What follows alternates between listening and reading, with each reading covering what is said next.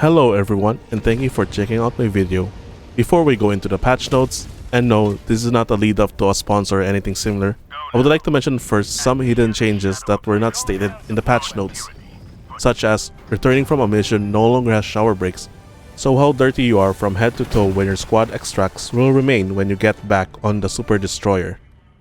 I like the change because it adds more to the storytelling and shows the struggles of our Helldivers faced. Next, when you type in chat, your Helldiver also has an animation when you type. We also have a new login animation.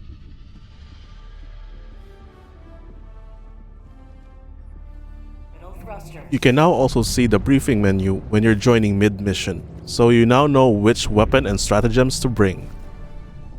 The automatons have two new enemy types. The gunships, which comes from this coffee machine icon. The gunships are easily destroyed with an EAT, recoilless, and quasar shot to the engine, while the factory requires a hell bomb.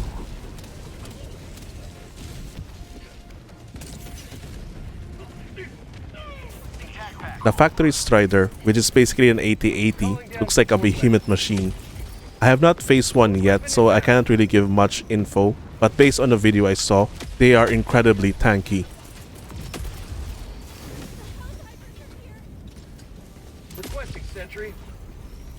Lastly, they added a charging bar on the quasar, so we have a visual indicator when the cannon is about to fire. So far, those are the changes that were not mentioned in the patch notes. I like what Arrowhead is doing with these hidden changes. I'm fine with new enemy types, new animations, and new details, which are a nice surprise for us. While they still should continue telling us regarding weapon-enemy balance changes, bug fixes, and anything that might impact gameplay heavily, I do hope they continue with this strategy.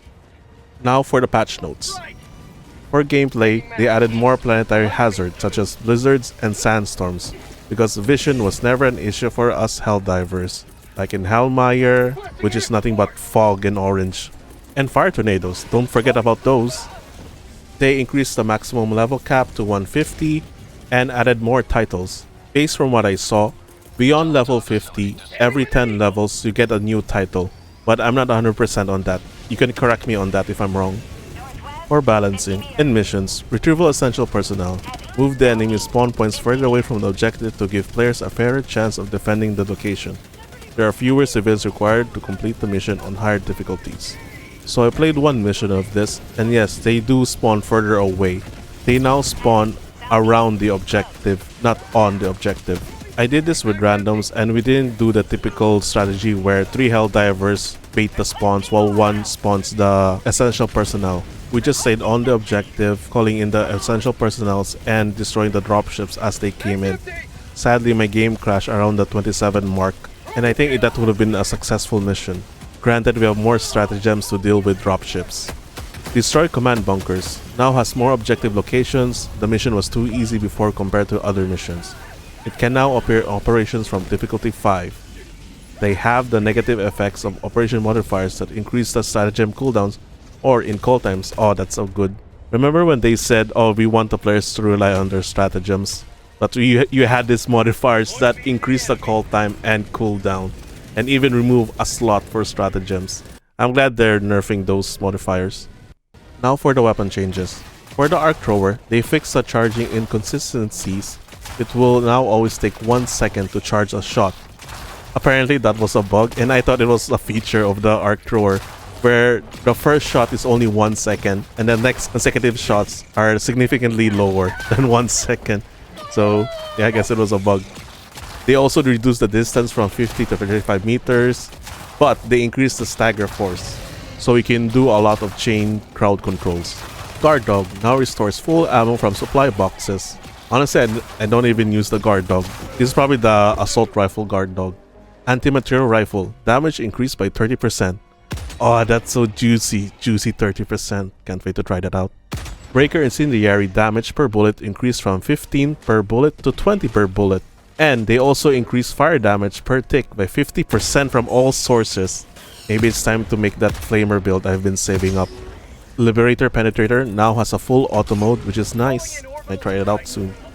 Dominator increased damage from 200 to 300. Oh, that's actually quite a lot. And they also increased the stagger. Intelligence Counter Sniper. Increase armor pen from light to medium. Wait, wasn't it already medium pen? Oh, I guess I'll try it out then.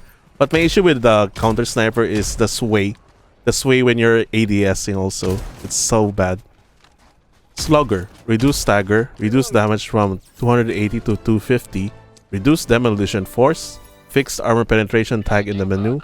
I think a lot of people doesn't know this, but the slugger can destroy fences and those points of interest with a cargo door or cargo hold where you need a grenade to open it.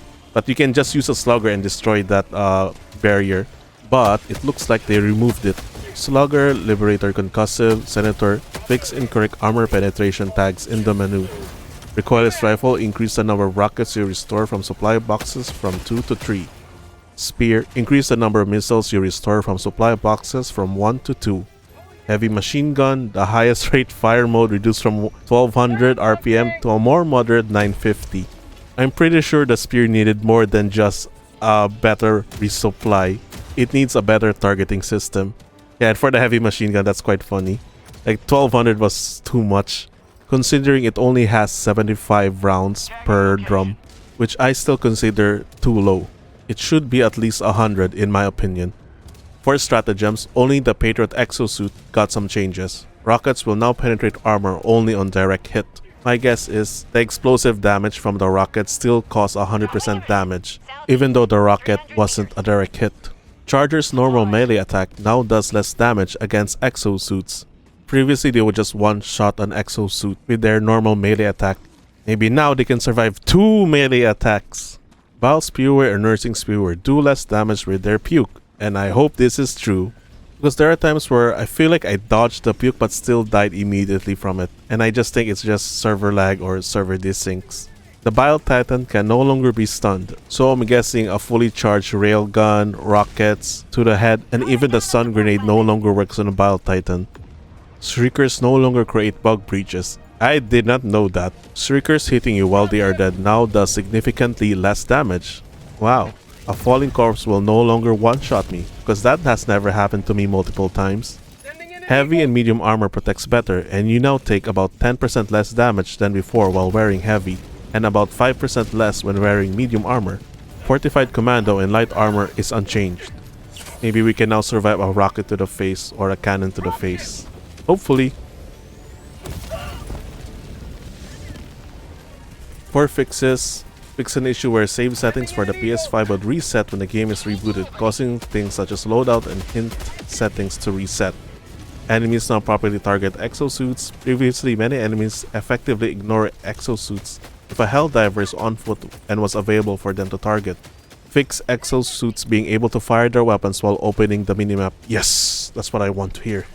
The Helldiver and the exosuit both had a bug that made them sometimes take explosion damage multiple times, making things like automaton rockets to be too deadly. This is now fixed.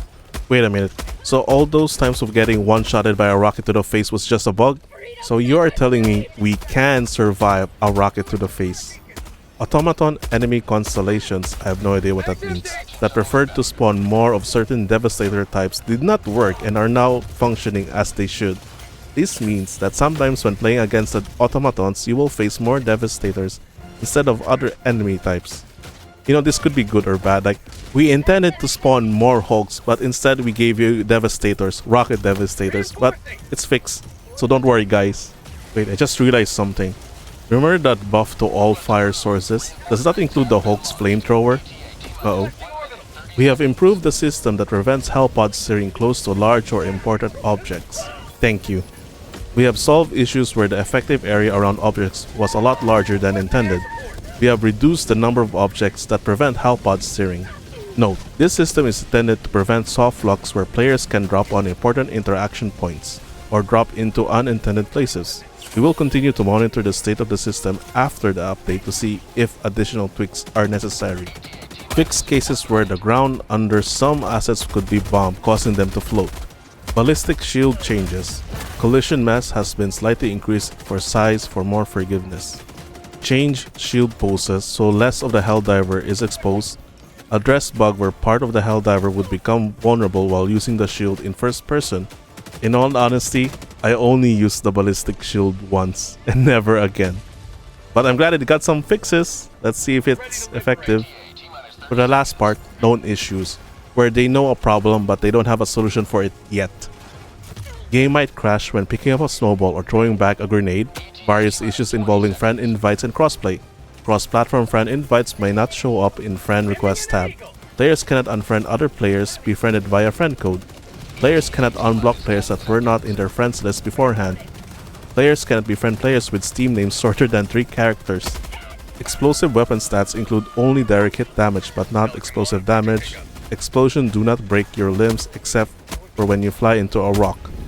Planet liberation reaches 100% at the end of every defend mission. Drowning in deep water with a vitality booster equipped puts Helldiver in a broken state. If you haven't seen this, basically you are stuck in the water and you can't be respawned in because you're considered still alive. Stratagem B might attach itself to an enemy but it will deploy to its original location. Some player customizations like title or body type may reset after restarting the game. That's pretty much it for this update. Tell me what you think of this patch, and thanks for watching. Bye!